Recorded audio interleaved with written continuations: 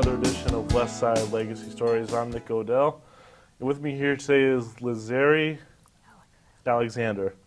And so, Lazzeri, could you tell me when and where you were born?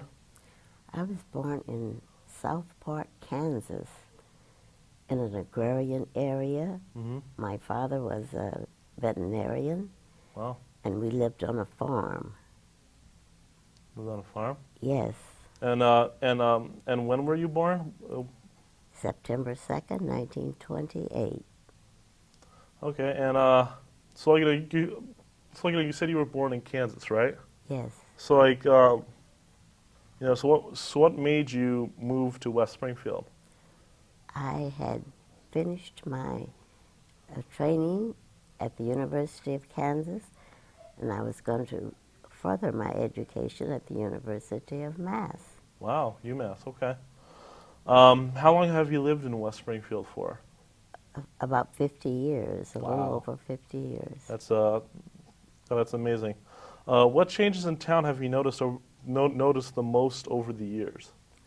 Well, there were a few things that I really enjoyed, and that was the Y. The Y in West Springfield had an amazing swimming pool.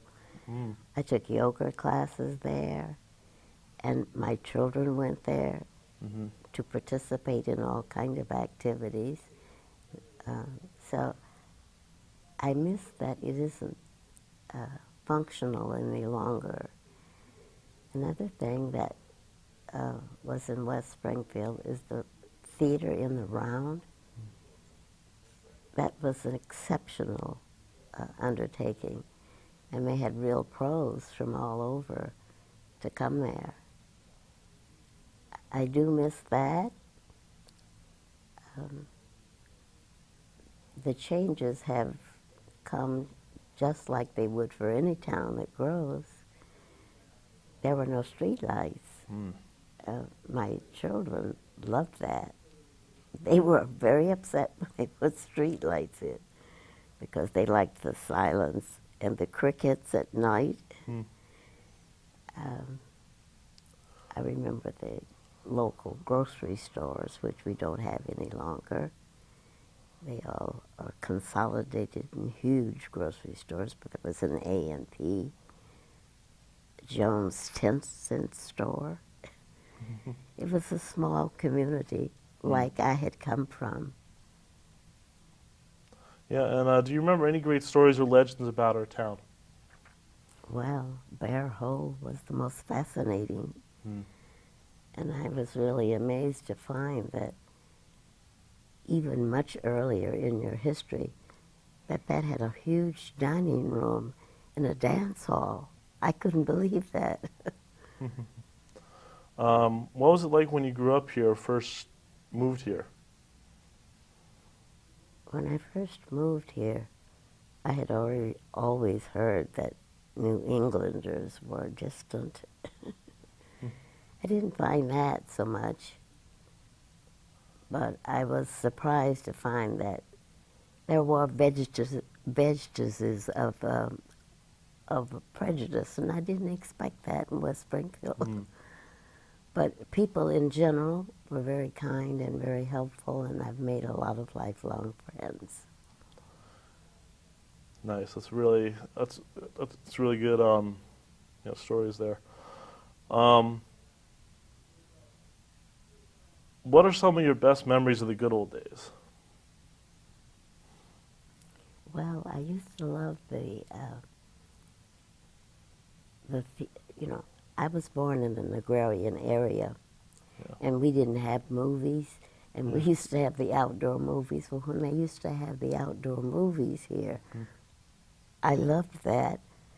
And even when my children were small, we would take them, let them play on the equipment, give them local supper, and then they would go to sleep.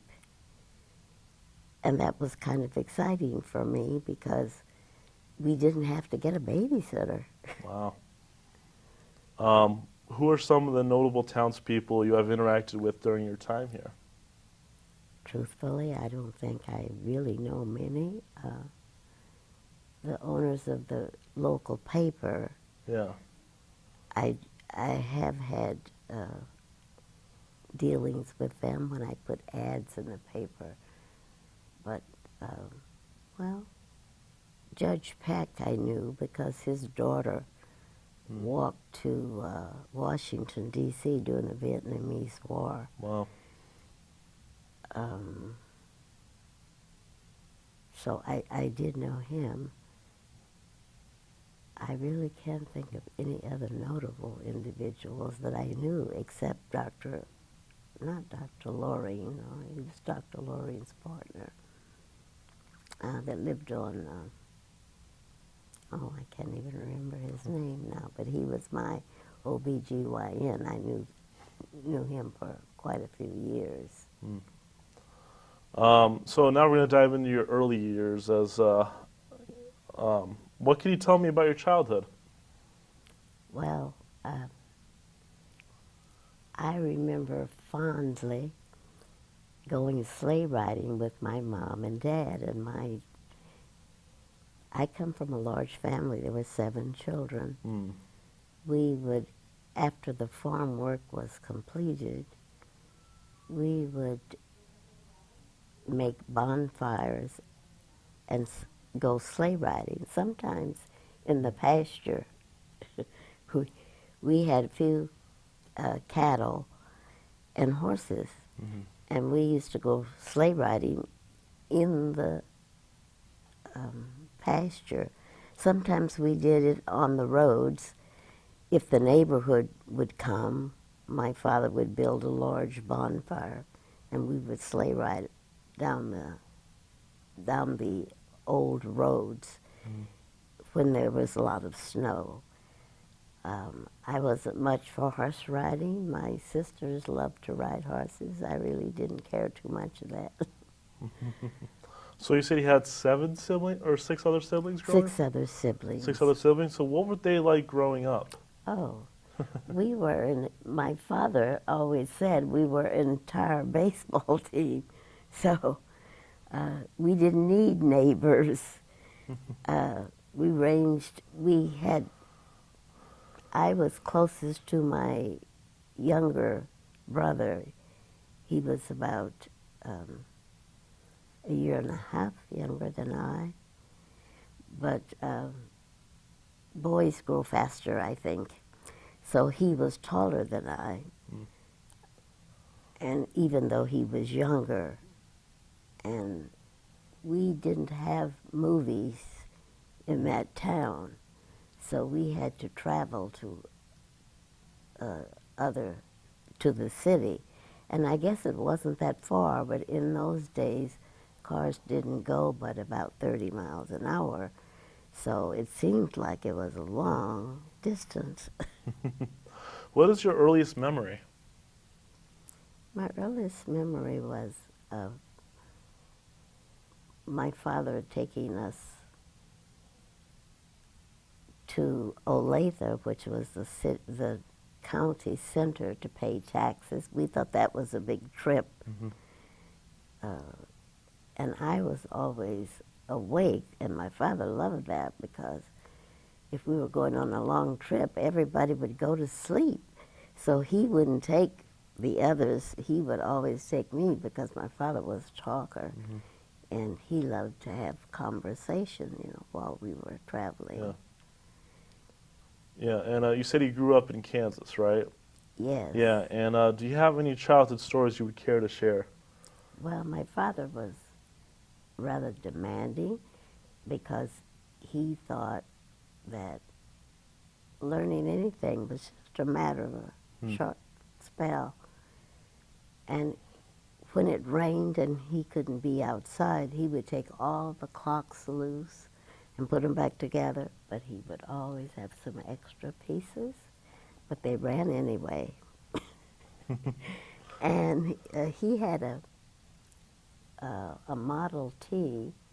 I don't think that ever broke down, but then he bought a Model A, which is an old car. I don't know if you know what those are like. Oh, the Model T? Yeah, I think it was one of the first cars invented by Henry Ford, I believe. Yeah, Yeah. yes. Yep. Then he had a Model A, and it malfunctioned, so he got the book, and he read it, and he went to Sears Roebuck and bought um, I don't know what you call it, but I think it's a lift, some kind of lift. He hoisted the car on our old walnut tree, Yeah. and he fixed it. And then he said, "Come out, I fixed the car. Wow, that's I amazing. want you to see." That's But amazing. it would only go backward. Well, that's really interesting right there. So we're going to move on to your education now. I want to talk a little bit about your education. Did you have a nickname growing up, and how did you get it? If you did have a nickname growing up, how did you get it? So. Oh, my father called me Feather because I was the smallest. And I was very light, and he would pick me up from the piano stool every evening to get the paper off the top of the piano. My father was short, like I am, Yeah. and he always called me Feather. The rest of the family always called me Honey Bear. I don't know why. That's pretty funny. Who were your best friends, and what were they like? When I was when I was a small child, we lived on a farm, and houses were far, far apart. So I really didn't have many friends except the family. When I was small, as I grew up, there were the next farm to ours were people from Belgium, and they had children, but their children, well, they were very small, and they had 2 children. And I came from a big family, so I was accustomed to kids doing tricks and things. And when we would play hide and seek, their family would get so upset because they didn't know how to be deceitful. And we did, because we had older brothers and sisters, and we would make a lot of racket in one direction and then go the opposite. They didn't do that. We could hear them hiding behind the garbage pan with their eyes closed, and we'd find them right off. What would you do for? So what would you do for fun? We always played baseball in our yard. Baseball, good, great sport. Yes, my father had a Boy Scout troop, so Wow. he was up to that all the time. He loved playing games. We played baseball and badminton, and my father and mother always participated. Whenever we did anything, Wow. they were a part of it. How would your classmates remember you? Probably as 4 eyes because I wore glasses. What was your best memories of grade school, high school, or college? High school, when I first went to high school, I really didn't like it because I had to go into the big city to go to high school, and I'd never been to a big school before. So I was really frightened, and I think I had country behavior. I wore 2 pigtails, which none of the girls that age did. They had lipstick and earrings, Yeah. and I was not accustomed to that, so that was a little difficult. But they were kind to me. We didn't have any bullies, and I enjoyed the difference. What did you want to be when you grew up? Always wanted to be a chemist. Wow. So my older brother said to me, "When did you ever see a woman chemist? And when did you ever see a black woman chemist?" So that was kind of upsetting. But I didn't let it bother me. I just thought, I'm doing this anyway. Yeah. So we're going to move on to talking about your career Right. here. So, are you still working or volunteering at all? I'm not working. I think that would be a little bit How old were you when you retired? 63. Wow, that's amazing. Um, what type? Um, what types of jobs did you have? Were any more memorable than others? As an adult, I've only had one.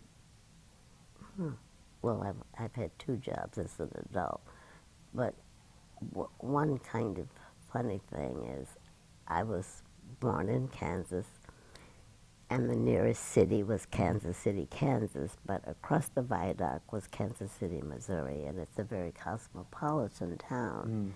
And we were not affluent. We were very poor, and so we had to work. So I got a job at a very exclusive tea room as a waitress, and Harry Truman's daughter and wife used to come into that place Oh my to goodness! eat. Wow. And they would always ask me to wait on her, and I was so nervous that my uniform was shaky. And she always left me a dime. What led you to the jobs you held? Well, I was best in school at chemistry and physics and math, Right. and I was very poor in languages, and I hated history. So I heard about medical technology, and that interested me, and I knew a family in the city whose daughter had become a medical technologist, and so I decided I would give that a whirl. But it wasn't a recognized profession, so you had to get a degree in something. So Right, yeah. in that field, there's microbiology, chemistry, blood banking, immunology, Right. histology. Anyway, I decided I would do that, and I decided I would get my major in micro, and that's what I did. Nice. I had a micro major and a chemistry minor. Yeah. What lessons has your work life taught you? That if you really love doing something, it isn't a job. Uh-huh. It's a pleasure. Yeah. If you could do anything now, what would you do and why?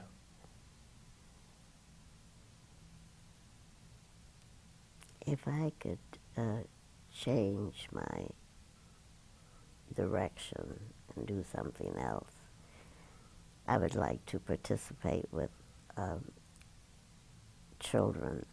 I just feel like they're the future of this country, well, of any country. And if I could participate in some way to lighten their load, I would like to do that. Yeah. All right, well, we're going to dive into historical periods in a bit, but first we're going to take a break, a short break, and when we return, we're going to discuss historical periods and how Lazzeri was related to those events. So stay with us, everybody. Hello and welcome back to West Side Legacy Stories. I'm here with Lazzeri Alexander, and before we get into historical periods, I want to backtrack here and talk about more about your education in specifics. Talk more about your college experience. So can you tell the viewers again where you went to college and what was your experience like in college? I went to college at the University of Kansas. I come from a family of 7 children. We all went there. A lot of us didn't end there. Some of us went other places, but all of us went to the University of Kansas. I have to take that back. My younger brother went to Kansas State because they have an agrarian program, and my father always wanted somebody in the family to be a veterinarian because he was. So he started with my oldest brother. No, he wasn't interested. Brother next to him, no, he wasn't. he got kind of desperate and went to the high school and said, which one of these kids would be best in that field? Mm. And they all pointed to me. Well, I really didn't want, I had enough of the farm. Yeah. So I went to the University of Kansas, and as I explained before, medical technology was not considered a profession, so you had to major in something else. So I majored in microbiology, which include bacteria, fungi, amoeba, all kinds of parasites and viruses. I came from a kind of small high school, and I didn't have a lot of chemistry, which I needed for that field. So when I signed up for courses, I was overladen with classes with a lot of labs. And I don't think they do that now, but at that time, the labs were like 2 or 3 hours, then the lecture was an hour. So I was going to school from 7 o'clock in the morning till 10 at night. And when we were doing experiments, I would have like inject a rabbit or something, and I'd have to come back at 10:30 or something because it's so many hours you had to bleed it. So I was really hopping all the time until my advisor said, you will have to divide these up. This is too ridiculous. And I said, well, I can't afford to. I need to get out of here in 4 years. I can't afford to take less hours because I need to graduate, because we didn't have funds. We had too many children and not enough money. Yeah. And so So could you tell me about your career now? We just talked about your college experience. Now, could you tell us a little bit more about your career and your jobs? well, when I finished college and received my bachelor's, I had a year internship at the University of Kansas Hospital. And I went to every lab and learned the machinery that was used to be a medical technologist. And when I finished that, the pathologist, I told him I was coming to the Springfield area. He wrote every hospital in the area and sent them my credentials. So when I came here, they all called me. I never really looked for a job.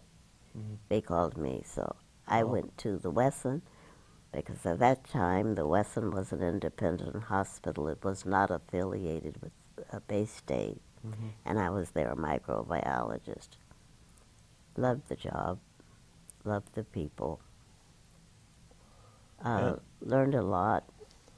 And I used to love to just hang out in the emergency room and watch the patients come in, and then the doctors would order lab work, and I would go down. And I remember that every laboratory, clinical laboratory, is headed by a pathologist. Mm-hmm. And the pathologist said to me, you don't have to take call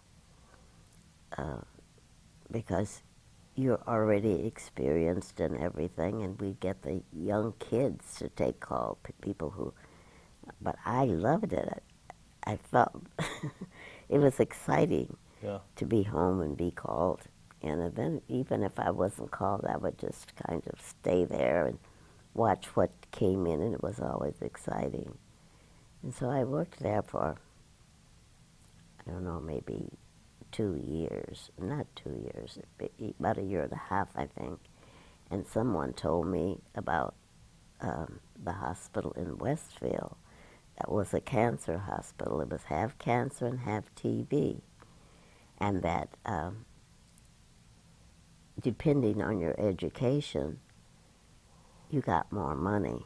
Mm-hmm. So I started going to school at the University of Mass so that I could get a master's, because in those days the laboratory had to be headed by a doctor, Yeah. or the med techs went to court and said that they had more training than the pathologist, that he could do the post and he could do the slides, but he really hadn't done the tests. So the state had a law that if you had a master's and if you had experience, that you could run a laboratory. So when I went to Westville, there was a woman who was in charge of the lab who had been in medical school. She was a doctor from Czechoslovakia. Her husband was a OBGYN. And I loved the work because it was interesting, and KU is not one of the Big Ten, Yeah. so I didn't feel like, I thought in Massachusetts that might be underrated, but my experience was that I was very well trained. Yeah. Because I enjoyed my job, and it was quite inspiring, because I learned a lot of new things that I hadn't known before. As a student, when I did the year internship, I worked in every lab, and I had done everything anyway, from every department. So I went there as their microbiologist. But when people were on vacation or something, I could work in any lab because I had been trained in all of them. The hardest thing for me is not to be involved with the patients. At first, I spent a lot of time agonizing over people with cancer, and maybe the outlook for them wasn't very bright, and that was very upsetting to me, especially when there were children. It was very difficult, but as the years went by, I learned to be more professional and not be involved in people's private lives and the outcome, just to do my job and to be as considerate as possible, but not be involved with patients. And that was a little difficult for me. Yeah. So did you win any awards while you were working? Yes, the superintendent of the hospital was one of my best allies, and he recommended me for one of the outstanding employees of the year, which they gave to somebody in the state of Massachusetts, and they had a big party, and the governor presented the award to you, and that was kind of exciting. Wow. So we're going to move along to historical periods now. So do you recall how your family was affected by the Great Depression? Severely. I was born in 1928. That was the year before the Depression. Yep. And as a kid, I didn't realize that there was a depression. I didn't realize I was poor because everybody around me was. So I was kind of unaware that there was a depression, because we lived on a farm and we had plenty of food. And the only thing that sensitized me to that was that people from the city used to come out and fill their cars with, we had all kind of fruit trees, we had a vineyard, we had gardens, we had pigs, we had chickens. My father raised capons. He would operate on the roosters, and we had capons. We had squabs. We had all kind of food, just no money. And it was The only thing that made me think about it is my older brothers and sisters. My father had a lot of pictures of them, and they had traveled places. When I came along, we didn't go anywhere to the park. That's about, in the big city, is about as far as we ever got. So I really didn't realize it until I got a little older and I started taking piano lessons from my teacher, one of my teachers. And when I got to a certain point, she wanted my mother to send me into the city to her music teacher. Well, they really couldn't afford that. And then I could see that there was a difference, that the big farms with combines and things were more affluent, and I could see the difference. But as a child, I really didn't know the difference. Yeah. I just... Do you remember where you were when you learned about the attack of Pearl Harbor? Yes, I do. It was so frightening to me because my father used to read to me about World War II, the Finns, how they fought so valiantly in temperatures that were below zero. And it was very frightening, and I don't think parents often realize that children are listening to everything they say, and they don't understand fully. So I thought, any day there may be bombs in Kansas.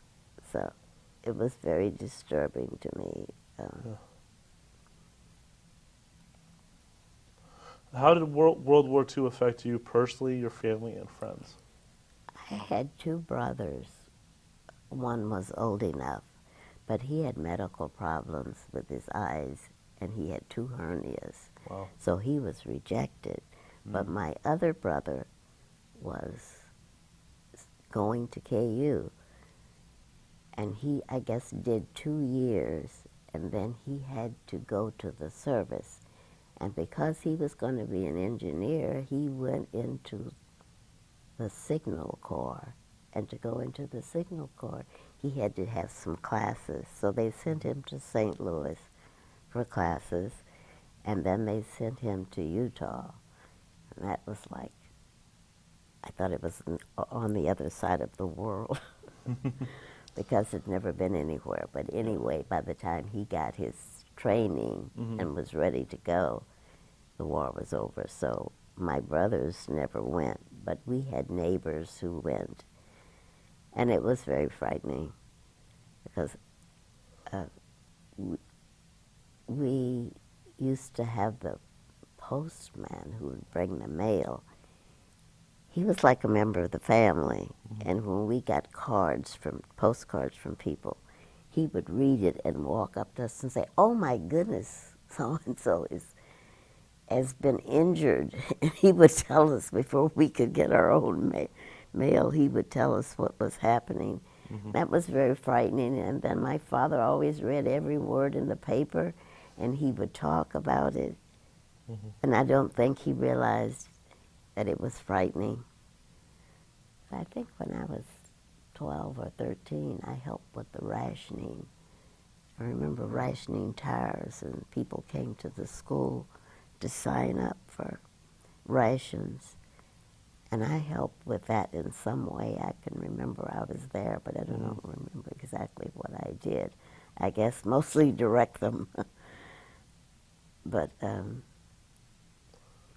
the war was a frightening thing, Yeah, it especially really was. people coming back, neighbors coming back and telling the stories which we all wanted to hear what was going on. And then the blackouts, the practice blackouts, were frightening too. Yeah, so we're going to move on. The decade of the 1950s is described as one of the most prosperous in our country's history. It's associated with the baby boom era. What do you remember about the 1950s? Well, the thing that I remember most is that there was the Korean War in the 50s, and people in my class were too young for World War II. but they went to the Korean War, and there was never a whole lot of talk about it. Yeah. But I had classmates that went to that one, and I was beginning to wonder, when those kind of things would stop. But the Depression was over, was lifted anyway, and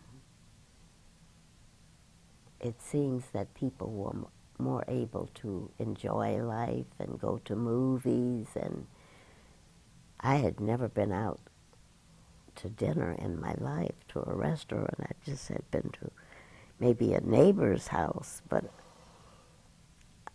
so all of that was a new experience for me, going to the movies and going into the city and having a few more frivolous things to do, Yeah. because frivolity was the farthest from my mind. My parents were always interested in music, and we had an old Victrola. I don't know if you ever heard of a Victrola, but it was a wind-up. You put the record Oh, on, yeah, yep. and the spring Yeah. provided the energy for the circulation of the Yeah, place. yeah. My father even had opera records, Right. and we all had instruments. Everybody played an instrument in the family. We were never, I guess, very good, but at least we did play, and my brothers were able to get jobs playing for people to help pay for their college, Yeah. and that was a special blessing. Yeah, and so moving on to another important decade, in the 1960s, it was associated with turmoil and unrest in the United States. How did some of these things affect you and your family and friends? The Flower Children were different. It was a period of individualism. Mm-hmm. Everybody could just about do whatever they wanted to. It wasn't just in the United States, though. I guess it was even in other countries there were flower children. And then there was the permissiveness that went with that, and the drugs. That was a little frightening, because at some of the colleges there were incidents of with the hallucinogenic drugs, LSD, I remember. Yeah. There was some sad repercussions from the use of those things. It was an era that did make you think, because you knew it was different, and you looked to see how it would affect your life. So it was a new and challenging era. There was always the music that went along with every change, every cycle. There was a different kind of music, a different kind of dance. Our parents were pretty strict. We never drank anything but lemonade and cocoa. We never even drank coffee. So we were kind of country people. Yeah. How did the 60s decade affect you, though? It made me want to read more and understand more about how you make decisions in your life. Mm-hmm. I was growing up then, and I realized that, that I had to go in some direction that would have an end that would satisfy me. So it was a period for reconsideration of a lot of things. For many people, the 1970s brings up memories of women's rights, the environmental movement, anti-war protests, the Watergate scandal, and President Nixon's resignation. What was that period like for you? That was a busy, busy period. I remember when the Watergate was on TV, I was working, and at lunchtime, I would rush to the TV to listen. McCarthyism was frightening. Everybody was a communist. That was a kind of a fearful period, wondering if everything would get straightened out somehow and get back on the right track. Is there anything in the more recent decades that you would like to comment on? Well, Such as maybe the bombing of the Twin Towers in New York, or anything else you would like to comment on? well, from the 70s, when it was a me generation, everything was individual. They went to the we things. We shall overcome. Yeah. There were a lot of riots. Those were frightening. I was never in any city that did have a riot, but I remember my son's godfather was in medical school in Detroit, and there were riots in Detroit. That was really frightening to me. The riots in Watts, the riots in many different large cities. Then I knew that nothing in life goes smooth all of the time.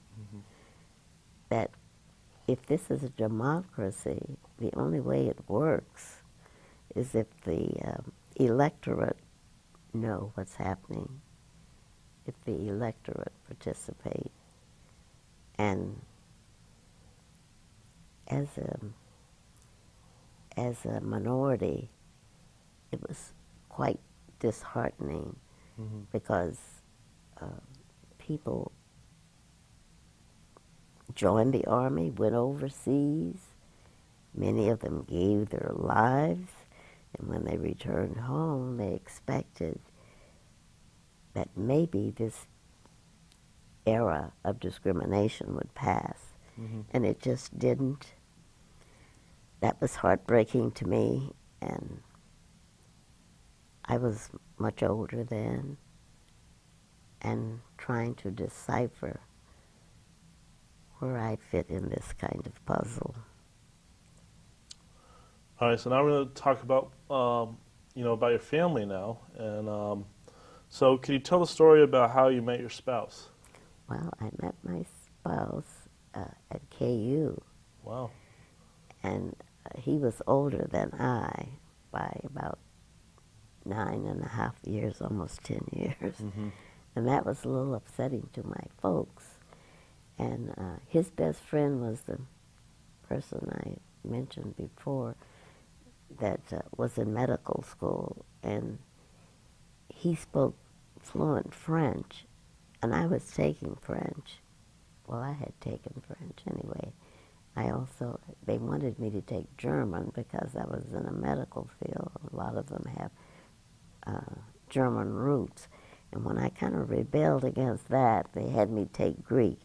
But anyway, my friend used to write the man I married, his friend used to write me letters in French. Well, I was never that good at French. Yeah. But finally I figured out what was happening, and it was kind of funny. Right. Do you have any children? And if so, how many and what were they like? I have 2 boys, and I was not a very good patient. I had pernicious vomiting when I was expecting, so I weighed about 85 pounds when I delivered. So I wanted to have at least 2 children because I'd come from a big family.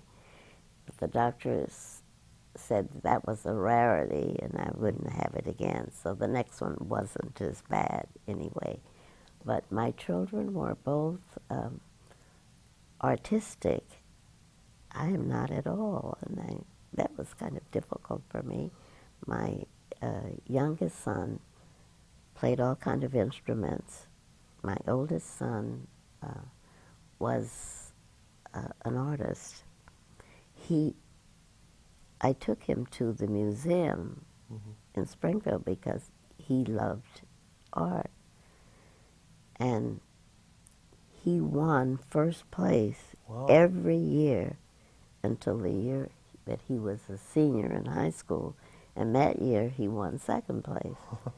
So I thought, well, they just like Gary. And I kind of said that, and they said, no, we don't have anything to do with it. At the end of the year, we bring in the local artists from the valley, Pioneer Valley, and they make a decision. They don't know the kids. They just pick out the pictures. So I kind of knew which direction he was headed. But my younger son, the church had decided that they were going to take an exchange student. So he went to Paris for a year, and a young girl from Paris came here. He went there as an exchange student. I wonder about that. That was a big decision to make. Yep. And I'm not sure it was the right decision. There were many advantages. It's always broadening to travel. But the family that he went to, the father was an actor. Their oldest son was a movie director. The mother was a college professor. And they had a son who was a little younger than Greg. The father died. Greg's father had died when he was a small boy. That was very disturbing to me, so I thought he should come home. But he didn't want to come home, and they didn't want him to. They said he would be good for their son because he would relate to the difficulties. Yeah. And, go ahead. Go ahead. Oh, you were about to say something. No, you can say. Okay. So you were married twice? Yes. Yeah. Would you My want to tell more about that? Yes. My husband had heart problems, and he died when my children were still in elementary school. My oldest son did not adjust well. My younger son was better. I was always grateful to the University of Mass because I could take them for counseling, and I did that, which was helpful. My oldest son was not cooperative. He just was very quiet. He never talked. And so after several years, they said that it wasn't a good arrangement, that he just never trusted them. And I don't know what that means. But he was fortunate in that when he went away to college, he had 2 great roommates. I don't know why he was in there, because he was an art major. Yeah. And they were engineers. Yes. But they were so terrific that for the first time in his life, I think he was really happy in school. And for that, I was very grateful. So he enjoyed his years in college and still communicates. One of his roommates lives in Germany, but still comes home to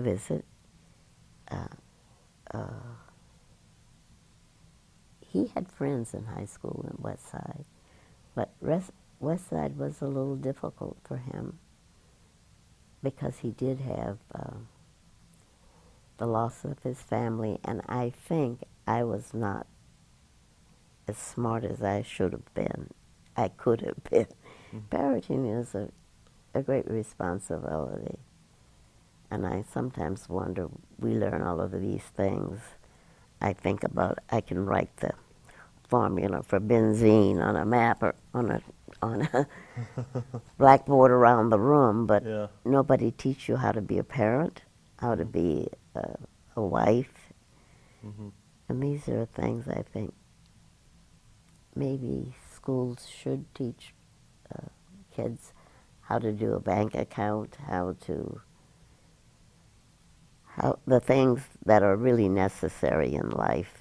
Mm-hmm. Some of those are missing. And as a parent, no matter how much you would like to be, you're ill-equipped to handle some things. And there should be places to go. So we're going to dive into your reflection, or into some reflection questions here. Who do you think of as the most important person in your life? Well, I would have to say my parents were the most important people in my life. Okay. What was the happiest moment of your life? You know, my life has been scattered, and so it's impossible for me to pick happy.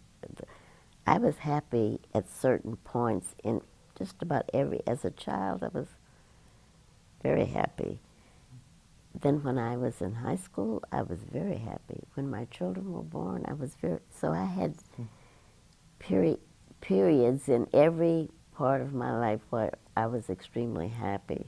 Mm-hmm. I loved my job. I was so afraid they were going to have to tell me that you're too old to work because I really loved going to work. Yeah. That was solved for me because the hospital changed its character.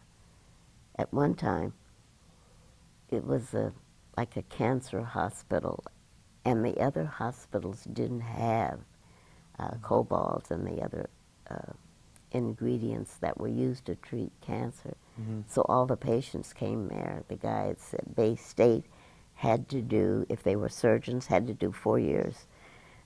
If you were just a regular doctor, I mean not a regular doctor, if you were an internist, maybe you had to do 1 year there because they did very advanced surgery there.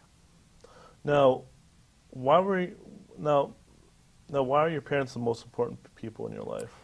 Because I think they determined the kind of human beings that their 7 children would be. And then that determined what kind of human beings their children would be, and even their grandchildren. My grandchildren are the most precious individuals to me, and I still feel a responsibility to them. And I think the things they did, the lessons they taught, directed our lives. I can see that in all of my siblings, that my parents were really the most valuable asset we had, even though at the time we didn't realize that. Yeah. Mistakes and all. Now, you said you have grandchildren, you said? Yes. Now, how many grandchildren do you have? I have 2 grandchildren, Wow. 2 boys, and they are both grown and out of school, and just about the most adorable human. Of course, I'm not prejudiced, but they're very fine human beings. Nice. Yeah, very nice. So, what are the most important lessons you've learned in life? To me, the most important lesson, well, there are 2. One is to know how little I know, because there is so much to know. Yeah. The longer I live, I see how much there is to know. and how very little I know. That's one important thing, and the other is to treat everybody, every human soul should be treated with respect and dignity. I think that's the most important thing I learned in my life. That is a great lesson to learn there. What are your proudest moments in your life? Well, I have to say again, I'm proud of my mom and dad, and because they made everything possible for me to teach me patience, diligence. Um, I am very sorry that my father died rather young, and I wasn't mature enough to.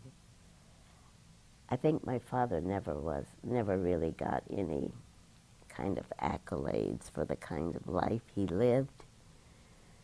And my mother did. My mother lived to be 101, but my father died early, and I, I never shared with him my gratitude. And that's one thing I will always regret, that I just, at the time, just took it for granted. Not that my parents were perfect. There were a lot of things that I know that, were maybe not the best avenue, but they gave it their all. Their whole lives were dedicated to their children because we were as poor as church mice, but they always let us know that we were okay and that we would be okay, and that no matter how hard it was, we had to get some kind of education, and they always did everything they could to make that possible. Now you brought your father's college diploma here with you today. Is that right? Yes, I did. Yeah, we'll show that up to the screen later on. Um, yeah, that's really cool that you brought that with you today. It's such a sacrifice. My father Mm-hmm. graduated in 1914, I think it was. That was almost unheard of, to find a man his age and with his uh, the restrictions that are put on black men. Mm-hmm. Uh, Women have a little easier time. My mother also finished normal school and was a school teacher, but my father, I'm sure it was very difficult for him, but he never uh, complained about difficulties. He always felt that if you tried hard enough, you could do that. You could do it. That isn't true. Everybody cannot. Yeah, and but before we wrap things up, I want to ask one last question. You were a working mom, Yes. and so what was that like for you? For one thing, I had a housekeeper for a few years, but I really couldn't afford it. Mm-hmm. With my husband gone, I really couldn't afford a housekeeper. But she was such a tremendous human being. Luck was with me. I had a guardian angel because she was like my mom. She would come into the house taking off her hat. She would still be working, emptying waste baskets. She made rolls and bread every day. She cooked the most delicious meals. She was wonderful with the children, Mm-hmm. and I never could have made it without her. But I finally was glad at the time when my children got old enough that, I could manage them going to school by themselves. But it was a very difficult proposition, and I can remember them telling me, "Mom, we're the only kids in school who don't have a color television." So it was difficult saving money for their college, Bet it was. but they were pretty good kids. And I'm grateful that, but I don't think I would have ever, without having a pattern. My father and mother were always a pattern for me. I remember the things they did to make it possible for us. Right. Before we wrap things up, we're almost there. I'm just going to ask you a couple more questions. Is there anything you want? Is there anything you want to talk about that we didn't get to? Well, I was a little unaware of the situation here. I thought I would be talking to kids.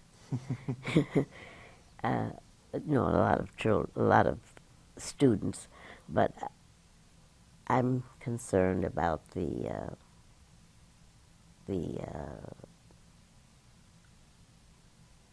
shock that children in so many places are having faced with guns. I have hope that young people will somehow be able to soften that blow in some way. Yes. I feel that in a country that is the wealthiest in the world, children shouldn't have to go to school and be afraid. Parents should not have to be afraid to send their children to school. Yeah, I agree there. And so I'm hoping that the youth will lead the way, because as adults, we haven't done a very good job. Yeah, definitely. How would you most like to be remembered? I would like to be remembered as somebody who recognized the humanity in every human being, no matter what their place in society is. I don't feel that there is any human that is more valuable than another. I think if we could assume that is the truth, there wouldn't be any room left for discrimination. I mean, you can only spend so much money. Warren Buffett says it so nicely. Why in the world should the woman who empties my wastebasket pay more taxes than I do? So, what are your hobbies that you enjoy doing? I have 3 hobbies. Number 1, I love to travel. 2, I'm into physical fitness. Wow. And my 3rd hobby is the stock market. Now, so what do you do for physical fitness? Well, I do Pilates and strength training, aerobics.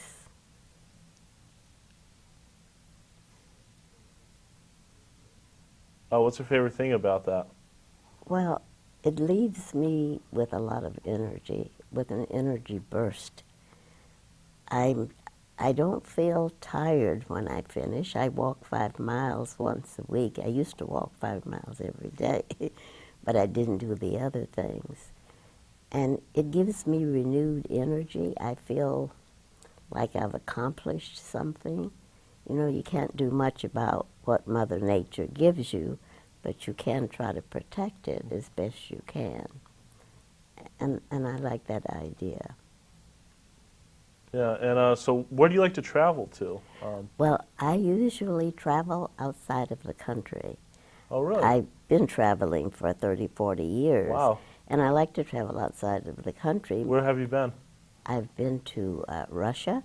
I went to St. Petersburg, Wow. which is the city that's a museum in itself. Oh, yeah. And they lost a lot of art during the Second World War because they buried a lot of it, and then some of it was smashed or stolen, and they never got it all back. But the entire city is a museum, and it's quite beautiful. I have never been to Moscow. I just went to St. Petersburg. Hmm. Well, what was your favorite place to favorite place to visit?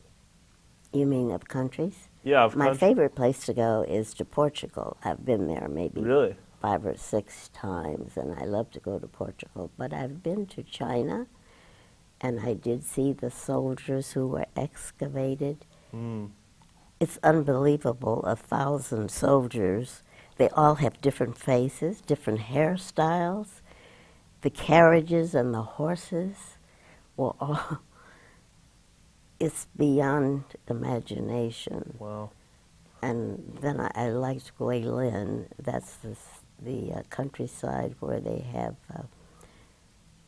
their projections out of the ground. They're not really mountains because they're too narrow to climb, Hmm. but it's something I've never seen before. What do you like about Portugal that's your favorite part of? It's mostly the people. I did spend a month in Spain, and then I went to Portugal, and I just loved it much better. I do not speak Portuguese, but a poor Spanish I was able to muddle through. But the people were so generous and kind and open. I would go to the market, Hmm. and they would tell me, what to buy and how to cook it. Yeah, yeah. Like speaking of the market, like how's the food over there? Absolutely fantastic. Oh, amazing. Well, I was born in landlocked Kansas, and I love seafood. Hmm. And the Portuguese are fishermen. They really are fishermen. Yeah. So moving on to moving on to another question I have. What's your Well, can I just Yeah, tell go you ahead. about one other Yeah, absolutely. experience that I love to travel, and I like to go to different places. Mm, A big city is just another big city, but I really like to go to see unusual sights.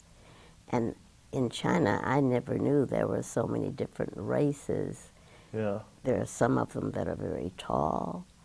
Some of them live in, well, they call them teepees, but they're round, out in the bush. Hmm.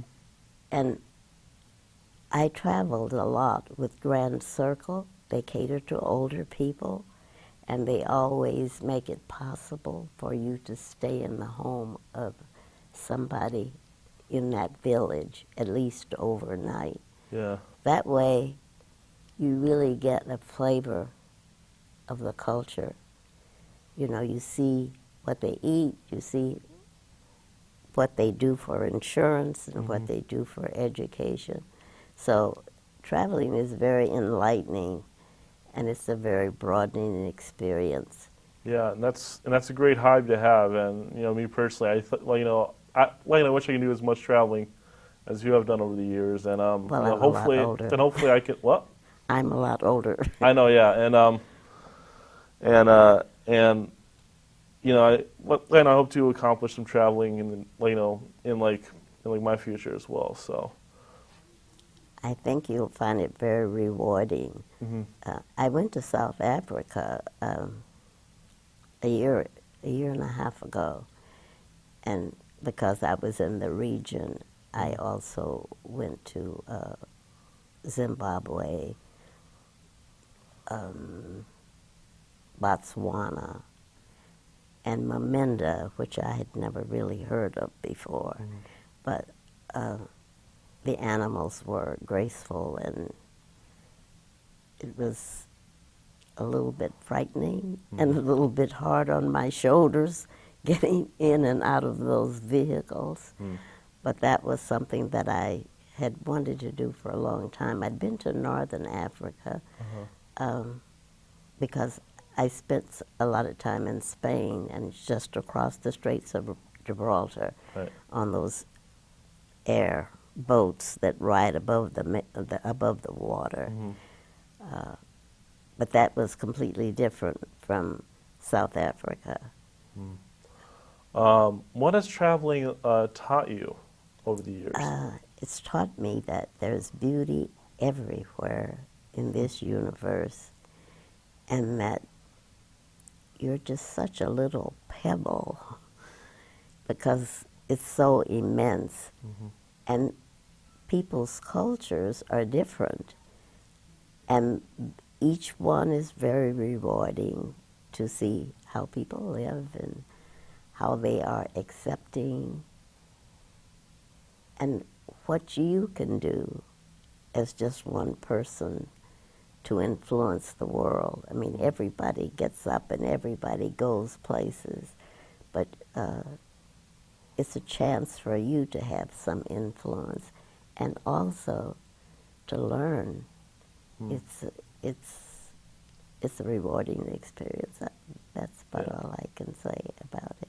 I went to Yugoslavia. Yugoslavia, how was that? I went because of the children who purportedly saw the Virgin Mary. Oh, wow. That was very exciting. The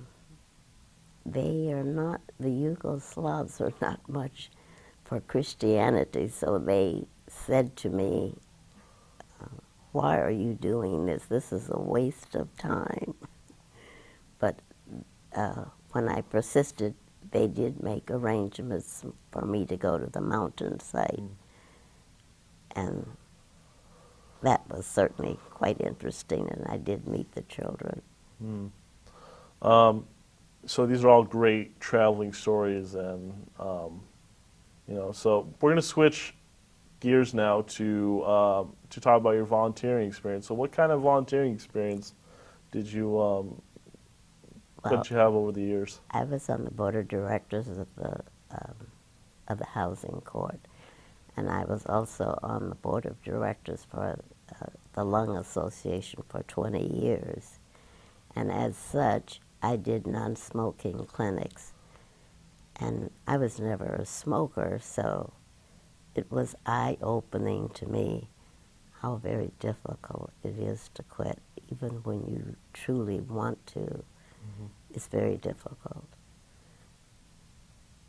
But as a member of the board on that committee, I felt an obligation because I had family members who smoked, and I realized how very difficult it was. Mm-hmm. Before that, I didn't.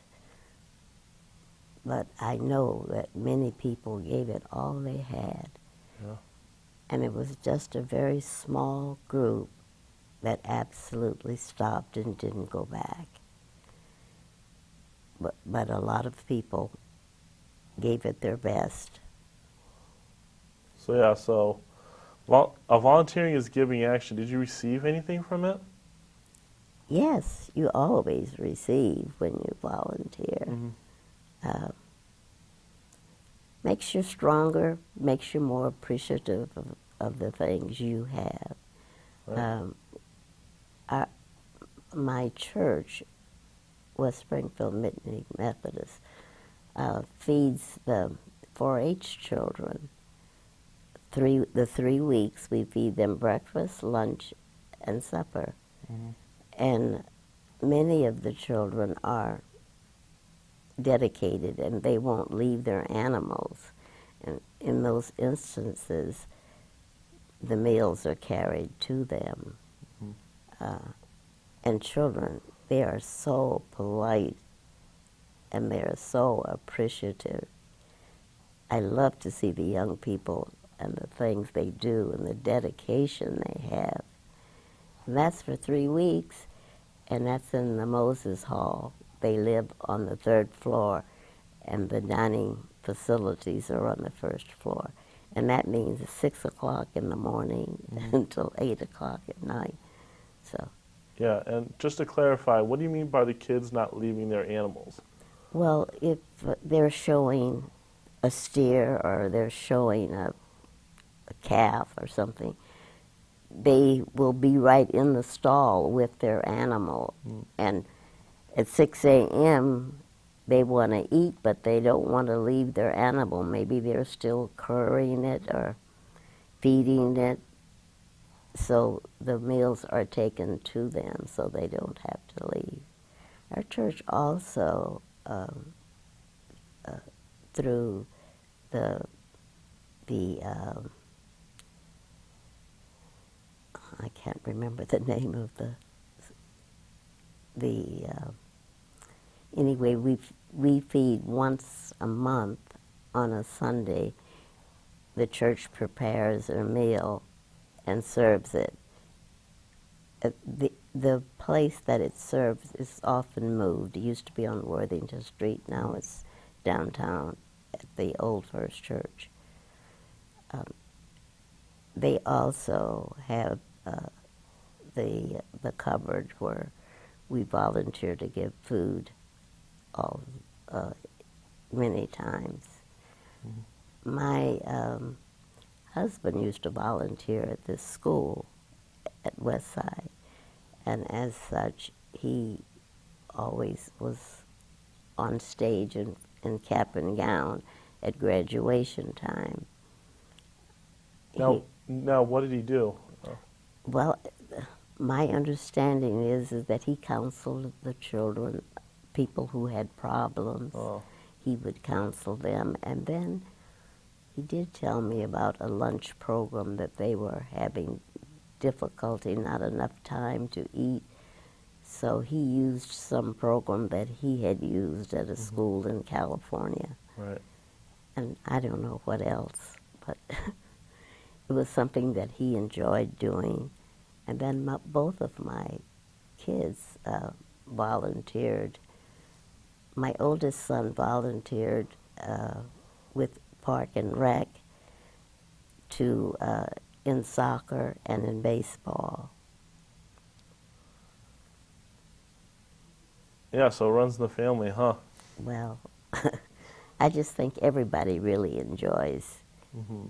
giving what they can. We all can't do a lot of things, but there are some things you can always find something, yeah. some way you can give to the community that you respect and that gives to you. Is there anything else you would like to mention before we close things out? Well, I don't think so. I think I've covered. Yeah, I mean, I think we covered everything.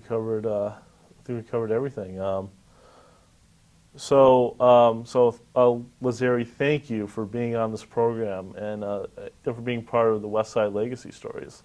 It was my privilege, and I want to thank the West Springfield Rotary and Mrs. Landry and you, Nick. Thank you. For giving me the opportunity to share some of my travels. Absolutely, and so again, thank you for being on the program, and that will do it for another edition of Westside Legacy Stories. We'll see you guys next time. Take care, everybody.